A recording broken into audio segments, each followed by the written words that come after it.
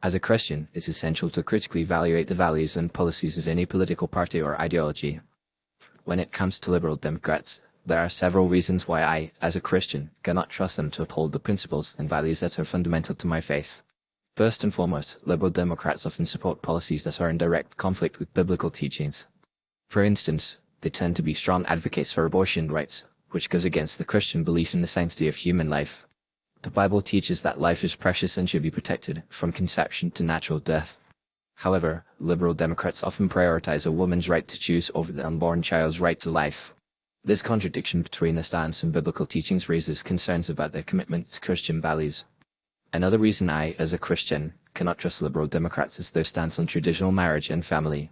The Bible clearly defines marriage as a union between one man and one woman, and Christian teachings emphasize the importance of traditional family structures.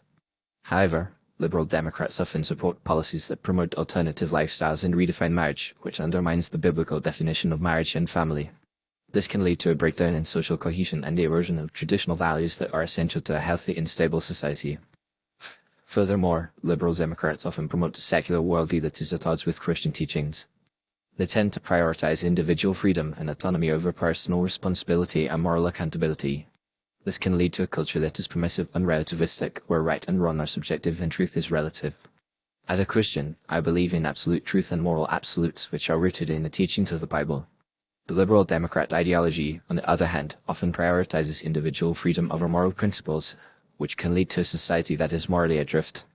In addition, liberal Democrats often support policies that are detrimental to the well-being of Christian communities and institutions. For example, they may advocate for laws that restrict religious freedom, such as forcing Christian businesses to provide services that violate their conscience or compelling Christian organizations to hire individuals who do not share their values. They may also support policies that undermine the role of Christian institutions, such as churches and schools, in society. As a Christian, I believe that these institutions are essential to the well-being of society, and policies that undermine them can have far-reaching and devastating consequences.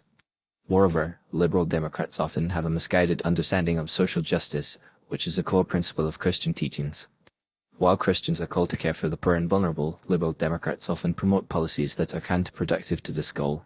For instance, they may advocate for big government programs that create dependency and undermine personal responsibility, rather than promoting initiatives that empower individuals and communities to take charge of their own lives. As a Christian, I believe that true social justice is rooted in biblical principles, such as compassion, generosity, and personal responsibility, rather than government intervention and social engineering. In conclusion, as a Christian, I have significant concerns about the values and policies of liberal Democrats. Their support for abortion, alternative lifestyles, and secularism, as well as their promotion of policies that undermine traditional values and Christian institutions, raises questions about their commitment to biblical principles. While I believe that Christians should engage with the political process and promote their values, I also believe that we should be cautious about trusting liberal Democrats to uphold the principles that are essential to our faith. Instead, we should seek to promote policies and leaders that reflect biblical teachings and promote a just and compassionate society. By doing so, we can help create a society that is more in line with Christian values and principles, and which promotes the well-being and flourishing of all individuals and communities.